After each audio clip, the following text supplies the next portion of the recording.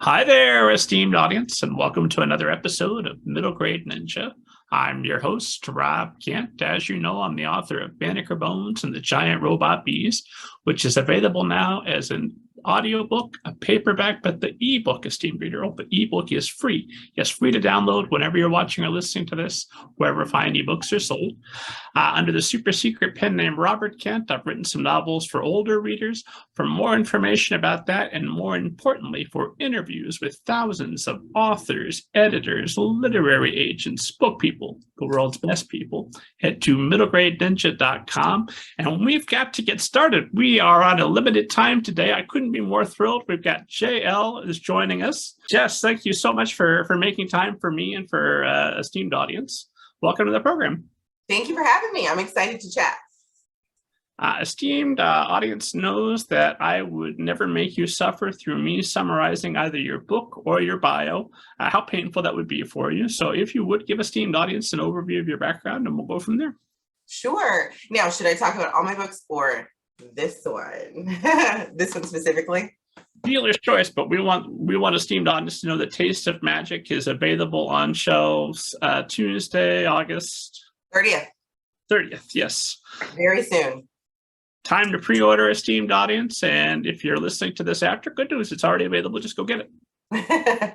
Thank you. So I am JL. I am the New York Times bestselling author of The Wings of Ebony duology, which released in 2021. It was the Barnes & Noble Book of the Month for Black History Month nationwide. It was also an NAACP Image Award nominee for outstanding work for youth and teens. And A Taste of Magic is my middle grade debut. So it's my first time writing for the middle grade audience. It's the start to a series, a magic school series. In a former life, I was a wedding photographer. In a life before that, I was an educator. I am also a mom of 3 middle grade readers. So, or I guess 2, and then like a third who wants to be a middle grade reader. So, because she's trying to keep up with the older ones. So, middle grade fiction and is just really near and dear to my heart.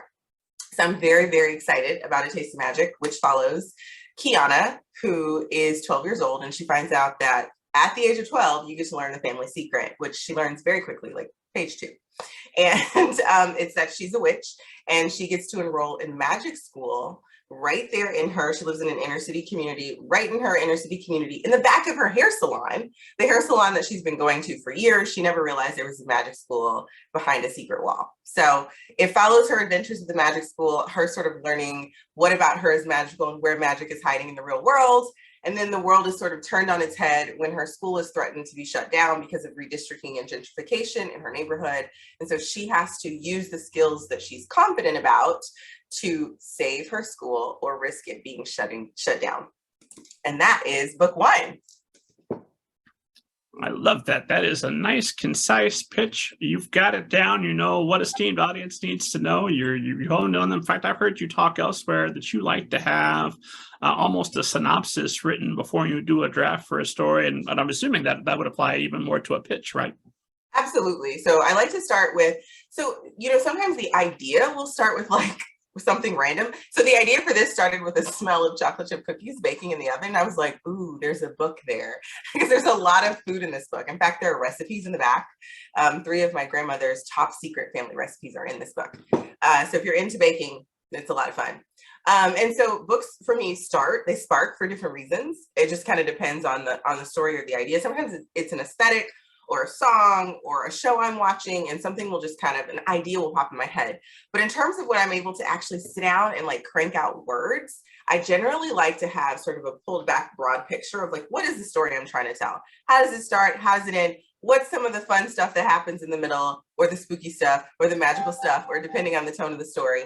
And so I like to write an abbreviated summary if I can, and that is harder than it sounds. I like to write an abbreviated summary, and then once I have that down, I can punch it out. So the first draft of this I actually wrote in 9 days. This is terrible for esteemed audience who's listening to a podcast. I'm making an expression you can't hear, but it's one of shock. 9 days, and obviously that's a long way from the version that gets published. There's a lot of rewriting and such in there. But what do those 9 days look like? Oh, goodness. So if you really want to know with specificity, you can go to my YouTube channel because I documented the entire thing. It was a lot of me being very inspired and very deep in the story and just not wanting to leave. And so realistically, I can write for a certain set number of hours every day. And then I have to like plug into real life and do things like be an adult. Totally lame, don't recommend it. But for those 9 days, I just turned off all of that. I was just like, I am not mom, I am not neighbor, I am not person who goes and does things like, you know, changes clothes. I just let myself live in the story. And I woke up, I think about 5:30. I would look at what needs to happen in the very next chapter, because I would usually the night before like write a summary for that chapter, just like a little paragraph. What happens? What are some of the fun things I want to make sure I get on the page, and how it ends? Because I think the end of every chapter is like this little moment of magic where you're telling the reader you have to keep going. And so I usually will notate that in my summary. And then I will go to bed and I will literally fall asleep daydreaming or night dreaming about that summary. And then in the morning, it's like when my eyes open, it's like that summary has been playing like a movie in my head. So I just start typing, and I will type and type and type. I will stop. I will eat when necessary, lots of ice cream, you know, and all the kinds of things that I could do to get myself through. But I won't stop until that chapter is finished. Now, because this is middle grade and I typically write young adult, a chapter for middle grade is probably half the length of like a a YA chapter. So I was cranking out 2 chapters a day. So I got about 20 chapters in 9 days down. And it was, you know, it was a lighter draft. Obviously, like you said, I had to revise, but I just stuck to that. I don't get up until those 2 chapters are finished. And then I read my summary before the night before. I wake up and I do it again. It was a bizarre 9 days. But when I finished, I was like, oh, and then I'd also go to Twitter randomly. Like social media can be the best distraction, because you're like, I need to just like check out for like 5 minutes. So I'll go to social media, I'll talk about it. I've been writing for 6 hours. Oh my gosh, help. And then all my writing friends would be like, keep going. And they would like flood my comments with memes and gifs and like, you can do it. I'm like, okay. And so then I go back to the time. I mean, it was just this whole thing. I don't know if I could ever do that again, to be honest, but it worked. So 9 days, you're getting the draft down, and then what happens? I'm assuming you don't dive right back in and revise. You put it away for a little bit till you come back with fresh eyes, or so because that was a little like whiplash, like because I wrote it so quickly, I actually for this one did. So the first thing that I do when I finish a draft, and if there are writers listening in the audience, I have the resources and like worksheets and templates that I use downloadable on my website, authorjl.com. So if you like some of these strategies I'm mentioning, you can download them and try them yourself. So I will open a spreadsheet, and I call it a plot thread tracker. And I will immediately make a list of all the plot threads. So in one of the plot threads, it's like the development of the magic. Another one is a friendship, because her and her best friend is not magical. And so she's not allowed to tell anybody. So it makes their friendship very challenging. It's really fun and sweet to watch them work through that. But I have all the different threads, and I create columns in the spreadsheet for that. And then chapters along the side. And I write down everything that happens in each little spot. And then what I do is I go and I look for holes. I go and look for where the pacing is lagging, like it's too redundant, where I might have a friendship chapter where they're like struggling with Naomi finding out a secret. And maybe that happens for 3 chapters. Well, we don't really need that. So I know, oh, I can cut these 2. And we can just have 1 chapter where she's struggling with telling her friend this first secret. And then the plot can keep going. So I create this like map of my story, and it helps me identify the holes. So then I fill in the holes. I know what I want to do, and I make a list of these are my revisions. And then I dive right back in and I make those revisions. On this book, I don't do that for every book, but on this book I did. And that second draft revision took me probably 3 weeks. And it came out to about 54,000 words at that point. I had beefed it up quite a bit because I needed to add stuff. And then I send it to some of my friends and I say, hey, read this, tell me how bad it is. And then that's when I officially took a break for this one. That's how you know somebody's a really great friend, if you can say that to them, still do it. That's a keeper. Hang on to that relationship. So, okay, so you So it was very methodical. It was sort of say, here's 9 days, and they think, oh, you must be running around like the Tasmanian devil and everything's Yes. in a whirlpool. No, it's very focused. You know what you're doing. You've got more or less your plot, your not your full synopsis, but you know more or less what's going to happen going in. So you have a plan of attack, and you have a plan of attack for your writing session when you sit down. Like, I'm going to definitely write from this point in the story to this point, or how do you keep track of that? I do. Usually, I like to write in Google Docs because I'm terrible at remembering to save. I got burned by that once and I was like, never again. So what I do, I load a Google Doc with my summary and it's literally just right there and I just write right under it. My process has evolved a lot. When I did this book, that is exactly how I did it. I wrote the summary. In this chapter, Kiana finds out that she's a witch and she's eager to, this is the first chapter, she's eager to get home and ask her mom. Well, she doesn't find out she's a witch. I'm sorry, I'm overgeneralizing. In this first chapter, something weird happens at school and she's eager to get home to talk to her mom about it. That's chapter 1. So that's like my 2-sentence summary. And then I just start typing right under that. And then when I finish that chapter, I literally copy paste the next summary and do this and repeat the process all the way through to the end of the book. When I revise, it's a little different because I don't put those summaries in there. What I usually do, or what I used to do, is I would use Post-it notes and I would just make a note or an index card of every single change I want to make in the story. And then when I finish that change, I will rip that paper in half and it feels so good. It's like, I did it. I defeat this edit. And that's the process I used to follow. Now my process is a lot more convoluted because the book that I'm working on in the YA space is just bigger. It's just a bigger book, a bigger world, an open magic system, a lot of pages. And so my process has had to evolve, but even for the sequel to this book, the process I'm telling you is very much the process I'm following. I'm working on the synopsis now and filling in the holes there, and then I'll start writing it. And then I'll start doing that sort of revision process with my sticky notes. Gotcha. And when you start, that will be after the book has come out, so you'll have had the chance to get some reader feedback. I will be turning in.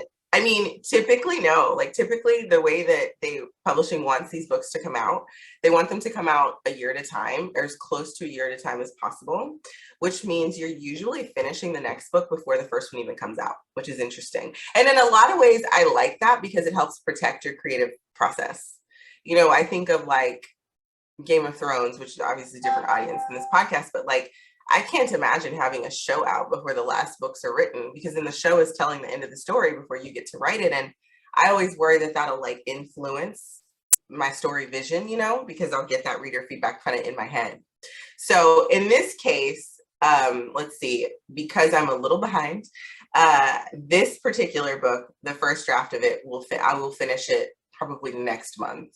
So it will technically be after the first ones come out, but I'm planning to keep my head down. Not reading reviews. I'm going to be writing like this because I really want to focus on telling the story that I want to tell, And so I need to let that be a process that I do alone with my close reading friends. Well, this is your third book releasing into the world, so I assume you have a track record of being able to block out the world when you focus. I try. I try. So when you come to the second book, I mean, is there any kind of a sense of, hey, if this takes 10 days to write, I failed? Or is it okay if it Yes, actually. It's funny you say that because the process has evolved. I have been struggling with the synopsis for book 2 for probably the entire summer. It is not coming as quickly. And I think that's because there's a few reasons, right? Like I'm trying to keep the long-term series in mind and think about where I want this book to go. There's also like the novelty of the first book with a magic school angle. You're learning about the magic school. You're learning about the magic system. You're learning about getting sorted into the kind of magic you have. And so there's just something about it that's so new and exciting. And so in the second book, I'm just being very, very picky and trying to be very intentional about how I engage readers in the same sort of thrilling experience, because now they know the magic options. Now they know that they're into magic school. So it's like a constant battle of how do I make this as interesting and as exciting when the reader is now coming in knowing a little bit of the world. And I think that's always the challenge of a series. So it's a little bit harder, but I think it's supposed to be. If I'm really, really giving it my best, I think it's supposed to be a little harder. You mentioned there are secret recipes, which I'm assuming they're not going to be secret as of August 30th.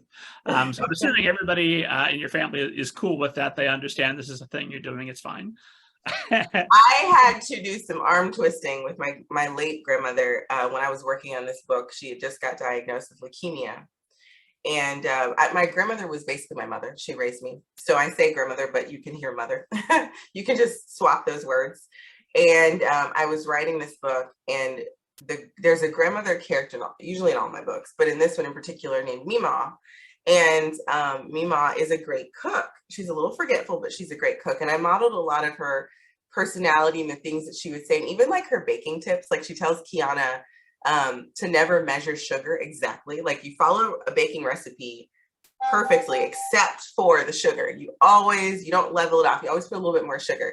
And that's something my grandmother taught me when I was very little. So you get these little tidbits of that. And so when I finished the book, I was like, Grandma, this is so special. I would love to actually put, because I referenced some of her recipes in the story. It's like, I would love to put your actual recipes. And the family was like, we don't even have those recipes. And I was like, it's like a book. Like, this is a big deal, please. And after a little while, she's like, okay. And she like hand annotated the recipes to tell me the ways that she has modified them over the years. And those hand annotations are still there. And unfortunately, she passed away in January of this year. But like so much of her is on these pages that it's really sweet. I'm excited to see all of the social media posts of people baking her food. I think that's going to be darling. And have you got recipes saved back for the second book, or what will you do?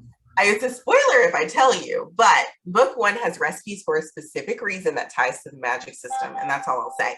Book 2 is focusing on a different branch of the magic system, which does not require a cooking angle. It requires a different angle.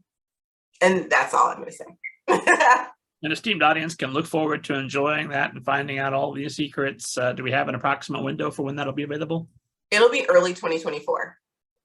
Gotcha. And then, of course, your first series, The Wings of Ebony, which I was enjoying here over the weekend, is YA, but we're also doing a magical world, and not. Well, you know what? Why am I trying to summarize your book? I promised you I wouldn't do that. Please give esteemed audience a summary of Wings of Ebony so I can ask you questions about it. Sure. So my first duology, Wings of Ebony and Ashes of Gold, this is a completed duology. So this is like the entire story. I know some people like to wait till all the books come out before they start reading. So you can let this one keep you up all night and immediately lose sleep another night reading the sequel, because they're both out. And Wings of Ebony follows Rue, who is a Black teen from an inner city neighborhood that's full of sort of drugs and violence and crime. After her mother's murder, she's taken away from the place where she grew up from her estranged father, who she never knew. And he takes her to this island off the coast of Africa where everyone has magic. The other thing that's kind of odd about this island is that no one looks like her. Like only her and her dad are the only two that kind of look the same. Everyone else looks different. They have this like grayish skin tone. And so she feels very isolated there. She's also trying to grieve her mother. And so she just wants to be home. And she also doesn't know her father at all, never met the man. So there's a lot of sort of grief and like animosity she has to work through with him, because her mom's life was very hard, raising her as a single mom. And so she's sort of grappling with all of this. When the book opens, she decides to sneak away from that island because she has a sister who did not get taken because her sister has a different dad.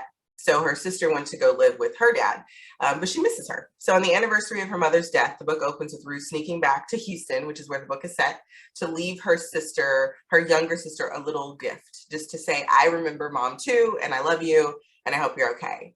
But her plan is just to sneak there and sneak back, not even let her sister see her, because she doesn't want questions. She doesn't know how to answer questions like, well, where have you been? I mean, how do you explain that? I've been on an island with magical people. So it's easier if I just like lurk in the shadows, leave her a gift from me, and disappear.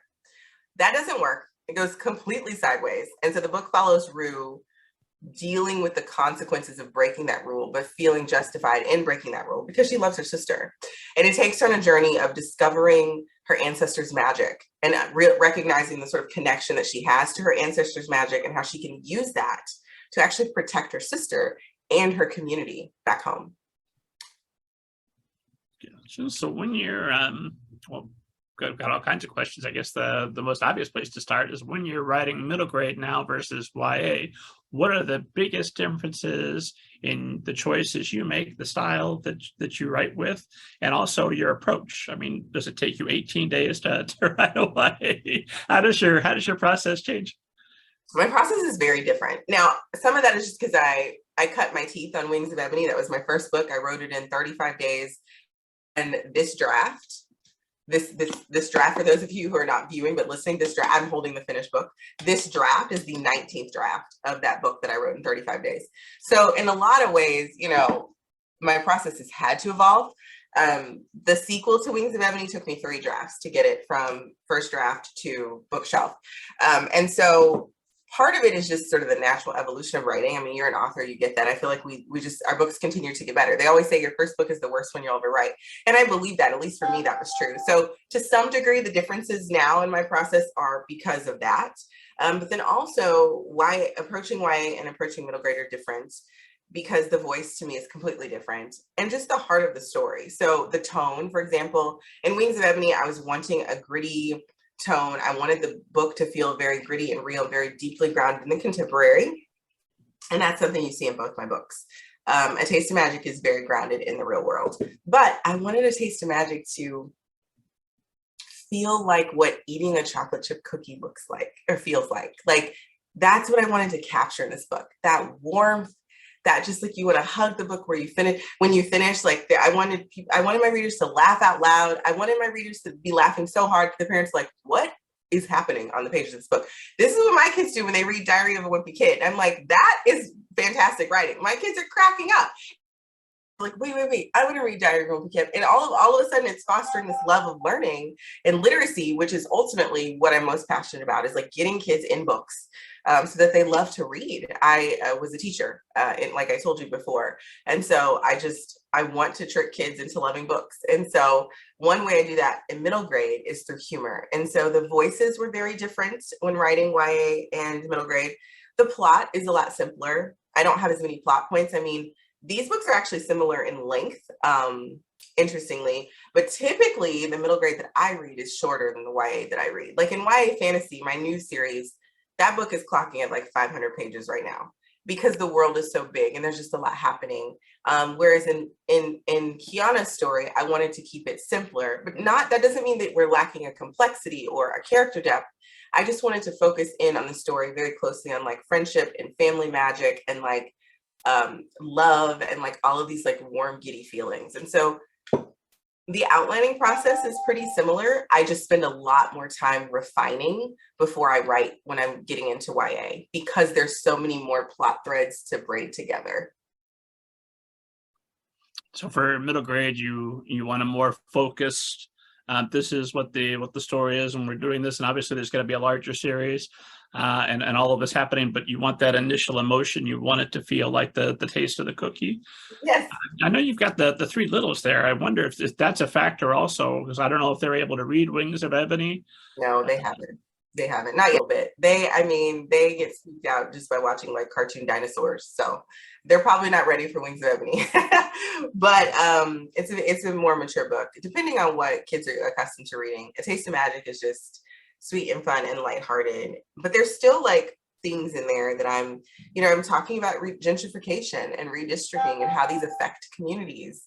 I'm talking about owning a home and what that means to a family for generational wealth. Like, there are some real themes in these books, and in each book in the series, I have a theme that I want to tackle that's more of a real world theme, because I think it makes it, again, my teacher hat slipping on, I think it makes it very relevant and teachable when you can take something that's fun and exciting, and then also, because then you have a kid's attention, right? They're in the story, they're excited, they're laughing, they're paying attention, and then you can teach them something because you have their ear. So that's sort of my approach to middle grade, which is a little different from my approach to YA. Although with Wings of Ebony, without spoiling, I mean, there are gods who are poisoning the community, right? Yes. Which, so not quite gentrification exactly, but not that. yeah, not that exactly. So when obviously you think that, I'm assuming that's a popular theme that we can look forward to maybe recurring in the real world, but also your novels. Unfortunately, in the real world. Yes, my next YA series it actually just announced last week. I believe, or the week before. Yes, the week before. And gosh, no, I think that was last week. What is time? So, so my next series is a little bit more, gosh, I don't know how to describe it. It definitely does have these real world topics though woven in. It's just a lot more nuanced. In the A Taste of Magic series, I'm working on book 2 now. There, you can expect tons of shenanigans, lots of humor, lots of silliness. I mean, for readers, the magical world is policed by ferrets who have, I mean, they don't talk or anything, but part of the magic system is that you can connect people who have a link specialty. They can link themselves emotionally with a creature, and ferrets are the most popular creature used for linking. And so the police in this world, the magical authorities in this world, to amplify their ability to be in multiple places, they will link themselves to several different ferrets. And so you might have a ferret show up at your door to investigate misuse of magic instead of a magical authority figure. And so they're a little ridiculous because they don't communicate, but they're very bossy and demanding, and they have these really shiny badges, which I think gives them like this sort of I'm better than you syndrome. And they're just hilarious. I mean, when I'm reading it, it's a little ridiculous because it's funny. I mean, they're bossy and kids fall in line. They're just like, no, I mean, they're not talking, but they make what they want to say known. And the kids, you know, they snap to attention, which is kind of hysterical. And then there's like a stove in here that spits out pizzas on demand. His name is Lou. And you can tell Lou whatever you want. Now, Lou is getting a little on in age, so we might see him revisited in book 2, and maybe the orders that you place don't come out exactly like they're supposed to. But Lou he's the best babysitter because he can feed you whatever pizza you want. So like that sort of like silly ridiculousness you will see in the entire series. And my goal is to make readers just crack up laughing, but also learn something. And that's, again, threaded through. I want it to be 6 books, but I'm taking it 1 book at a time. So at this point, it's 2. We'll see after 2 if it's going to be 3. But in my head, it has capacity to be like 6. So that, again, without spoiling or asking you anything you can't necessarily answer, I'm assuming the ending for book 2 has to be something that leaves it wide open for the other 4 you'd like to do, but could also be a good finale if it ends up being a duology, right? I will definitely decide on book 3, whether or not I'm going to do a book 3 before I finish 2, because the direction that I'm taking this series is that the magical problems get bigger and grander, and they take you to newer places. And so if we're going to go to that newer place, I'm going to seed that at the end of book 2. So I just need to finish it and see what I think.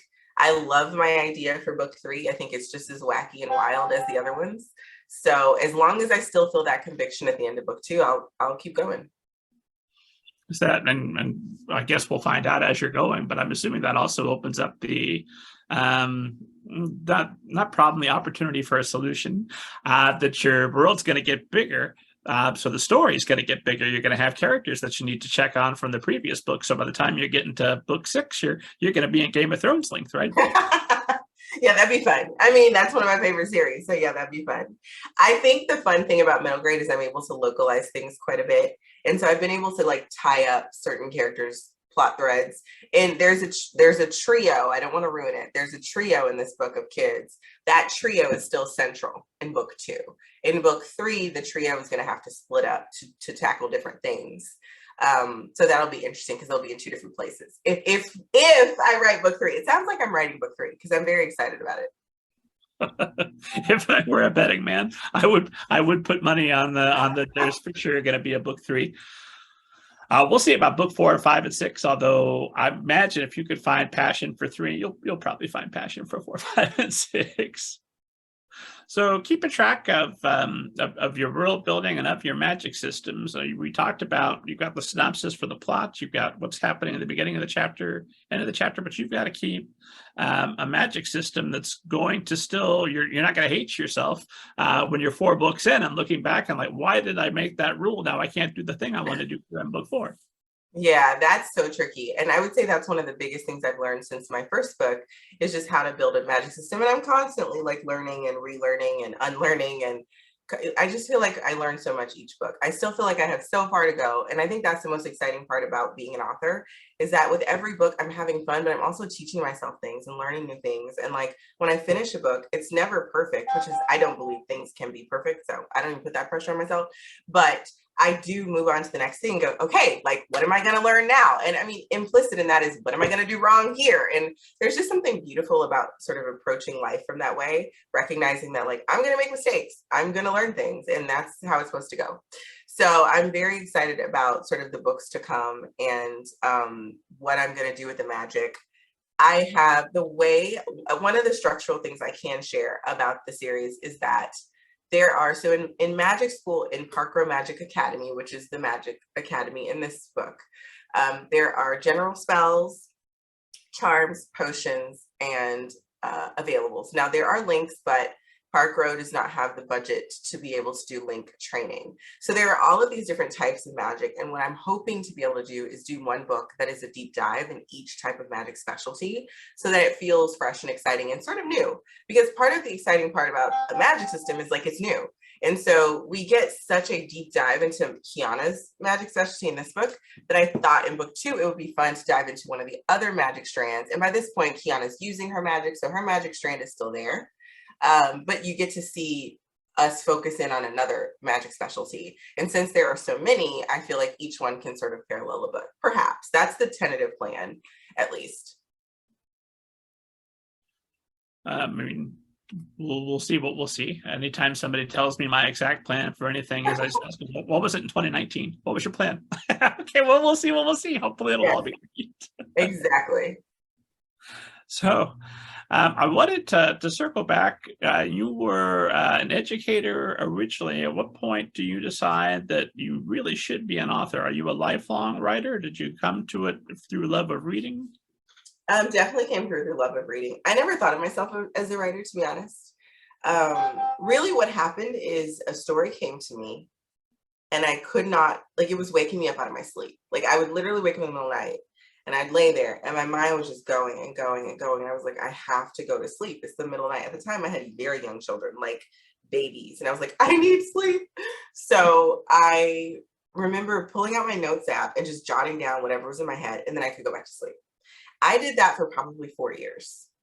And then finally I said, what? Because these were just like little snippets of things that were stuck in my head and I could not, they weren't a cohesive anything. And so then I sat down and I was like, okay, can I write a book? And I will never forget trying to string together those random notes messages into a story. And it was like messy and not really making any sense, but I just like was practicing typing out a chapter. For example, I knew nothing of character development or scene structure. I didn't even know how to use a dialogue tag, which is like, comma, he said, period. Like, I didn't know how to do any of that. I just was like, let's try to see if I know how to write a story. So I took this mismatch of things and I kind of put them together and it was a mess. It was a hot mess, but it satiated my appetite for writing. And so when I finished that, and I don't consider that actually finished because it wasn't really a thing, I sat down and I said, okay, I'm actually going to pursue writing a book to query, to publish. And an idea, I decided that, and then nothing happened for a very long time. And then one morning I woke up at 5 a.m. literally, and I had an idea. And I knew my brain wasn't gonna, like, I've played this game with my brain for years. Like, when it has an idea, it's like a dog with a bone. I can't ignore it. So instead of fighting it, I opened my laptop and I just started typing. And a month later, I had Wings of Ebony. Is that true to this day, that your brain gets a hold of a bone and I had this plan, I told my agent I was going to write this, but actually now I've got this I've got to do? You know, I would say now I'm a lot more methodical, because before I was led by just sort of the creative passion. And now I'm realizing that unless I want to rewrite a book 19 times, I need to put some forethought in and get organized. I've also learned a lot more about character and plot and how those two intersect. And I am a religious outliner now. I used to just kind of write with emotion and like what I want, where I wanted the story to go. And that was great because it let me get out those sort of emotional pieces that are very important in my stories. All my stories are deeply emotional. I'm a Cancer, I don't know. So, but now I realize that those emotional pieces take a lot of massaging to fit into a plot. To have pacing that's engaging, to have thrilling sort of chapter endings, to engage the reader. And that's what I'm doing in revision. So now with Ashes of Gold, which is the second book that the end of the Wings of Ebony duology. So my second book that came out in January of this year, I was a lot more rigid with my outline. And so now I know what I'm going to do before I do it. In fact, now when I have that synopsis that we talked about, I will send that to my agent or my editor ahead of time and be like, hey, this is what I'm thinking. And the beautiful part about that is they can look at my synopsis from a bird's eye view and say, maybe move this here and move that here and then take this out. And I can do that work at the summary level so that I don't have to write it wrong. And so then my drafts just come out a lot cleaner. I also draft a lot slower. I don't put that chapter summary in my document anymore for my YA books. I will just kind of sit down and sketch out what I want the scene to be. So this will happen. I need to mention these different world building things. Then this is the big moment. This is the character's choice moment in the scene. And then at the very end, I'll do this. And then I will bullet point that. So that's like zero drafting. And then I will go back and turn those bullet points into a chapter. And sometimes I only get a half a chapter or a fourth of a chapter, and I'll stop because it's just a lot more methodical now, which is good and bad because I don't know how to stop my brain from working that hard anymore. My brain is thinking about the later drafts. When I started writing, my brain only thought about this draft. And I've lost the ability to do that. I'm thinking about, what is my editor going to say about this? What is the copy editor going to say about this word? And I don't know how to turn that off anymore. So it's really lengthened my drafting process. But the silver lining in that is that what I finish is a lot cleaner. Does that get in your way at all from the passionate, the bone you've got a hold of? Like, stop telling me your notes. Let me just follow this thing. I'm a 9-day book writer. So how do you balance that passion, that need to get the story down and be what it's going to be, against being careful, being smart with your time, being effective as a writer? It is such a battle. Like, Rob, I am living this right now as I work on the sequel to my next YA, the book 2, not sequel, it's the middle of a trilogy. And it is a constant struggle. Like, I was talking to one of my best friends who, she's a writer too, and we read each other's fresh, raw, it's called alpha reading. Like, we read each other's like raw drafts, like no editing, just brain dumped. Here's what I wrote, you read it. And we do that for each other. And it's very motivating because it's immediate feedback. But I was just telling her, because we talk pretty much every morning. That's part of our editorial process, is we will talk about what we're going to write that day. We'll usually exercise while we're talking, get the brain warmed up, and then we'll go to our desks and we'll write, and then we'll email each other pages later that day. That's kind of my process now. And what I was telling her was like, I don't know how to turn off my editor brain. I don't know how to turn it off anymore. And so what happens realistically is I get to points where I'm stuck, because I can't let the passion take over, because my brain, I will have an idea that my brain will think of the 20 ways that idea doesn't work or doesn't line up or doesn't cinch. Whereas with Wings of Ebony, I just let it out, and then I massaged it after. And so sometimes I just can't. And I will just be stuck for like weeks, and then something will click, and I will sit back down and I will find a way around that, or a different way to look at that, or a different angle to work in that idea that I had. And then I'm going again. So it's just a lot more start stop. I would say I'm a more patient writer now than I used to be. And I think it shows in the work. Just from my biased opinion, I think that, they always say your first book, like I said before, like your first book is your worst book. And I see so much beauty in Wings of Ebony, and I'm so proud of that story. But then I can also see like the depth and methodical craft in my current series that is just such a better written book, because I've learned so much the more I write, and I assume my 10th and 20th book will be even better. So I'm excited to get there. Your first book is maybe your worst book. I don't know 100% that's true, but it's also, for me at least, the book where I'm the most confident. Like, I must be amazing. Look at me writing a book. I never have that confidence again. That's it. That's so it. I relate to that so hard. But now that you are a New York Times bestselling author, JL, does that carry over confidence more than burden? When you come to time to draft, you know that this is going to be read. You know what some of the readers are going to look like, right? I would say it influences me more than I probably admit to myself. Like, if you ask me, my answer is always, I have no idea what I'm doing. Like, I have no idea what I'm doing. But then there are moments like when I'm revising or I'm reading through something I wrote, and like my editor or a friend who's reading will say, this doesn't feel right. And I just know that it is right. And I don't always know how to explain that. And I'm like, but this moment might seem extraneous, might not seem as significant as it needs to be, but this moment has to be here. Like, this has to exist in this character's story.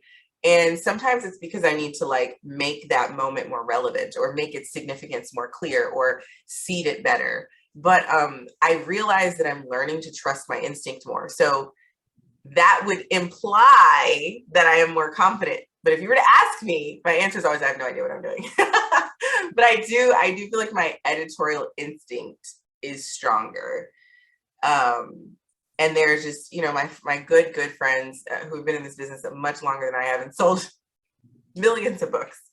Well, she always tells me, two of them I'm thinking, they always tell me, you have to trust yourself. And I'm starting to listen to that more, because they're like, you are like, you know what you're doing, you have an instinct. And when you abandon that instinct entirely, you risk like losing yourself, losing your voice in your story. And I think when you're writing in traditional publishing, it can be really, there can be a lot of pressure to sort of do what other people want. And I feel like the more books that I write, the more I feel that pressure. And so being confident, having this confidence that you're talking about is important, because it keeps me rooted in this reality that, no, I'm the writer. Like, I have the artistic vision, and I can't get to a published book by myself. My editor is a genius, but like, I am the artist and I need to be able to create the art.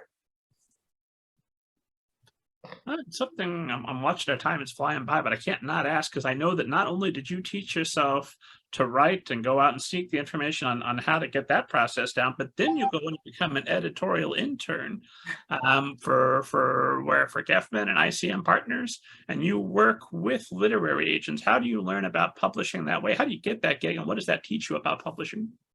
Yeah, so I don't do that anymore. I did it for about a year. It was very insightful. And so it's interesting because I don't see those jobs advertised. A lot of them are like internships, or a lot of them are unpaid. So it's kind of like free labor.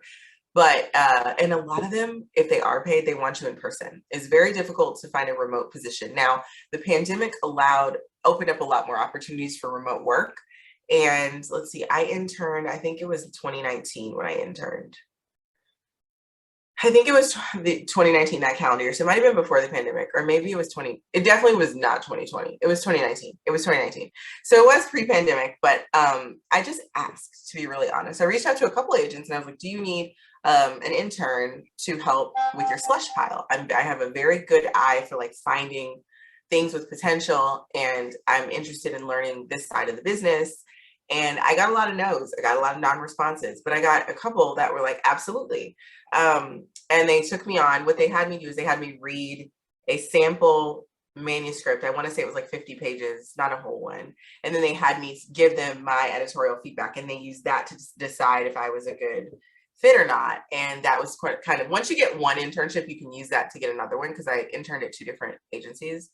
And it was really great. It showed me sort of the inner machinations of a business that I only understood as a querying writer. And like, the business of publishing, which is something that writers often don't think about, is something I found really fascinating. How a story can be fantastic, it can be engaging, it can be great, but if an agent has no idea how to sell it, they have to pass. And like, when you're the writer, it just feels so defeating. You're just like, but isn't my book good? But isn't, please give me a chance. And so often querying writers will leave that rejection experience and think my book is not good. And that oftentimes is not it at all. It's just, if they can't sell it, I mean, their job is to take your manuscript and sell it. And they have to know editors who are interested in that. They have to know that there's a market for that, or at least they believe there's a market for it. And they have to understand it enough to be able to pitch it. So you have some agents who are passing on great stories because they don't understand it enough to be able to talk about it in a persuasive way. If they can't pitch you well, they're wasting your time. And so it really is about finding the right agent. I am on my second agent, who I am madly in love with. She's the best. But both of my agents were, both my previous agent was also, I should say, very, very much the right fit for that season in my writing career. And my current agent is the right fit for the season that I'm in now.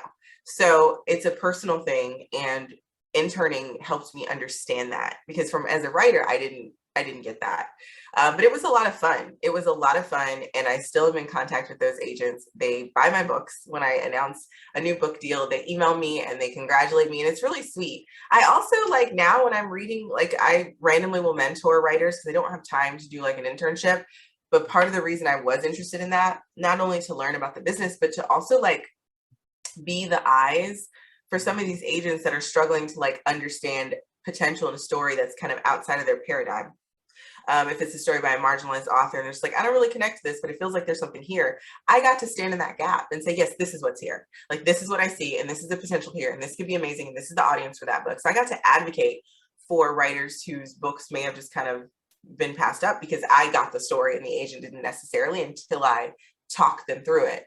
And a lot of times when I would read those manuscripts, I would write full on edit letters and I'd give it to the agent, and the agent would digest that and say, okay, I can do this. And they will offer to that writer, and then they could see the vision for the book. So I got to like stand in the gap to help other writers get a leg up. And I mean, obviously those writers don't know that because I'm just in the inbox, like minding my business and not telling, they don't know what's happening on the inside. But it was an opportunity to see how there can really be well-meaning agents who just don't get it. And if they don't connect, they're just like, I like this, but I don't know how to sell it. So I have to say no. It's a very difficult job they have. And I don't envy it at all. But so anyway, so that kind of in a nutshell was my internship. But I still do mentor time to time. And because of the relationships that I've fostered with agents in the community, when I run across a manuscript that I'm mentoring that I really like and I think the writer has potential, I will just email those agents and go, hey, this is one of my mentees. Can you consider their book? Which is helpful to them because they don't have to go through the nausea of querying a lot of times, because I can just reach out to 8 to 10 agents who I have good relationships with, and they'll consider their work. So I like to do as much as I can to help writers who were like me, who were cutting their teeth on a book, who didn't know they could be a writer, who are writing stories from perspectives that don't get picked up often. I want to be able to stand in that gap and like bridge those experiences and help as much as I can. I admittedly do not have as much time to do that now. I offer freelance editorial services on my website because it's like I have to spend most of my time working on my stories, but if someone is wanting to put in the commitment to sort of pay for editorial services, I will go to the mat with them and do as much as I can. And honestly, I only open up to like two editing slots a year because I just don't have time, but I can't let go of helping writers. Like I remember being that writer, and gosh, every single person who would retweet me or respond to my DM or about Storycraft or like recommend a book or read a page, like it meant so much to me. And I wouldn't be an author had they not done that. So I want to do that as much as I can. If karma is real at all, you are storing it up. Because I know you've been a mentor, and you ran the Twitter, what was the Twitter thing that you hashtag Monday Mixer. I ran that. Which was fun. That was a lot of fun. Gosh, I missed that. Monday Mixer was so much fun. It was just Mondays. It was a Monday hashtag where writers would just hop on Twitter and we would just all talk. And sometimes like Tiffany Jackson, who's a best-selling and award-winning thriller writer in the YA space, one time she came on to join me for Monday Mixer, and she like answered all these questions from her perspective. And this is like before I was published. And so I don't know, it's just, I like connecting people because I think there's something, and even just like venues like this, like I'm so appreciative to have the opportunity to connect with your audience, because I just feel like you never know when like something you say or some small thing you do can impact someone to like inspire them or encourage them. And sometimes I think it's those little interactions that we don't even realize we're having, those impacts that we're having on each other, that like push people to like fight a little bit harder for their dreams or try that thing out that seemed too hard. And so I don't know, I like to take advantage of opportunities to do that, because so many people did that for me. Jean, well, I want to follow up. I know that you've said elsewhere that persistence and community are writers' superpowers. I don't have a question. I just love that quote. I don't even remember saying that, but I know that I said it and I believe that. It's true. It's true. I mean, I had a very unique writing journey. I don't think we've mentioned it before, but I entered a Twitter pitch contest And that is how I got a book deal. Ultimately, I entered DivPit, so hashtag DVPIT. It still happens 2 times a year. And it's a phenomenal program. It's led to many amazing books. Amari and the Night Brothers, which is like a massively successful middle grade, was a DivPit book. Lots of books are. And basically, I pitched this book in a tweet on a particular day between a set number of hours when publishing is looking at Twitter for pitches. And my tweet went viral. It got hundreds of likes and hundreds of retweets. And it just, what those likes and retweets mean is, I want to see this book. I want to consider it. And so from that tweet, I was able to then query agents, the ones who had liked it. And because they knew it was coming, I could just put DivPit in the subject line and they looked at it right away. Most writers don't have a journey like that. Most writers are in the query trenches for years. One of my best writing friends, it took her 10 years to get an agent in her first book deal. And so I feel exceptionally fortunate to have had such a faster sort of journey to a published book. And I think that's another layer to why I want to use. Not a lot of people are in that position of privilege where they got to like jump the the years and years of query stress, and I did, and I was very fortunate that it worked out that way. And so I want to use that privilege as much as I can to help others. But DivPit is a great opportunity. If anyone listening is a writer and decides to enter DivPit, please let me know. You can DM me. My DMs are open. And I will be happy to boost your pitch and support and encourage you any way that I can. Where can esteemed audience find you online and follow you on social media? So I am at author, AUTHOR JL, JELLE, on every platform, including TikTok. And we're right here at the very end, but esteemed audience knows I ask everybody that comes on the show, and I won't forget today. JL, have you ever seen a flying saucer and or a ghost? Not a flying saucer. I'm on the fence about what I saw. Was it a ghost? I have definitely like felt a supernatural presence in my life. Yeah. After my grandfather died, very palpably. But I never really called it a ghost. It was a very, like, it was not a dream. So yeah, no one's ever asked me that before. Well, Jess, this has been a privilege and a pleasure, and we're coming in right at the wire. I so appreciate you making the time for me and my audience. You've got more books coming. I hope that we'll get to sit down and we'll do this again sometime in the future. I'd love to. This is so much fun. Thank you for having me. As always, esteemed audience, for more interviews almost as good as this one and all sorts of resources, head to middlegradeninja.com. And God willing, when I'm alive, I'll see you next week.